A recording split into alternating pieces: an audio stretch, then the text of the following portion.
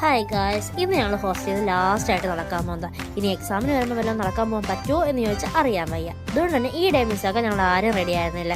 അതുകൊണ്ട് തന്നെ ഞങ്ങൾ കുറച്ച് നേരം ഇറങ്ങി നടക്കാൻ പോയി. അനു വീട്ടിൽ പോയി, അതുകൊണ്ട് അനുവില്ല. നാളെയാണ് ഞങ്ങളുടെ കോളേജിലെ ഫെയർവെൽ കഴിഞ്ഞ് വീട്ടിൽ പോയി 17-ാം തീയതി എക്സാമിന് തിരിച്ച് ഹോസ്റ്റലിലോട്ട് വരാനുള്ളത്. അതൊരു 6 ദിവസം. ആ ദിവസങ്ങളിലൊന്നും നടക്കാൻ പോകാൻ പറ്റുമോ എന്ന് ചോദിച്ചാൽ അറിയാൻ വയ്യ. ഞാൻ ഈ കോളേജിൽ വന്നിട്ട് 3 വർഷത്തിനിടയിൽ എത്ര തവണ ഈ വഴിയെ നടക്കാൻ പോയിട്ടുണ്ട് എന്ന് ചോദിച്ചാൽ അതിനെനിക്ക് ഉത്തരവില്ല. എത്ര തവണ നടക്കാൻ പോയാലും എനിക്കൊരു മടുപ്പ് തോന്നിയിട്ടില്ല.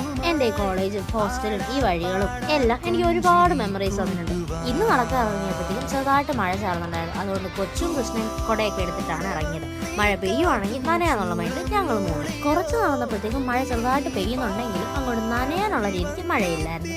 സാരമില്ല, ഉള്ള മഴ നനഞ്ഞ് നമുക്കങ്ങ് നടക്കാം. മഴ പെയ്തു തുടങ്ങിയപ്പോഴത്തേക്കും കായൽ കാണാൻ നല്ല ഭംഗിയുണ്ടായിരുന്നു. കായലിന്റെ മണ്ടയ്ക്ക് ആരോ എന്തോ എടുത്ത് വെച്ച് വരച്ചേക്കുന്നത് പോലായിരുന്നു മഴത്തുള്ളികൾ വീഴുന്ന കാണാൻ.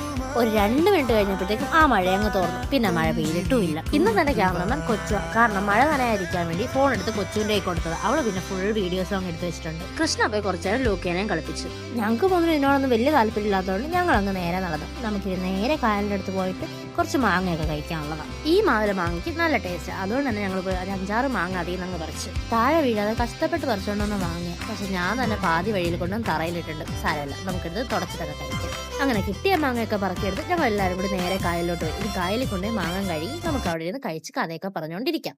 ചെറിയൊരു മഴ പെയ്ത് തോന്നുന്നതുകൊണ്ട് തന്നെ കായലും ആകാശവും ഒക്കെ കാണാൻ നല്ല ഭംഗിയുണ്ടായിരുന്നു. അങ്ങനെ പ്രകൃതി ഭംഗിയൊക്കെ ആസ്വദിച്ച് മാങ്ങയും കഴുകി ഞങ്ങൾ എല്ലാവരും കൂടെ അവിടെ ഇരുന്നു.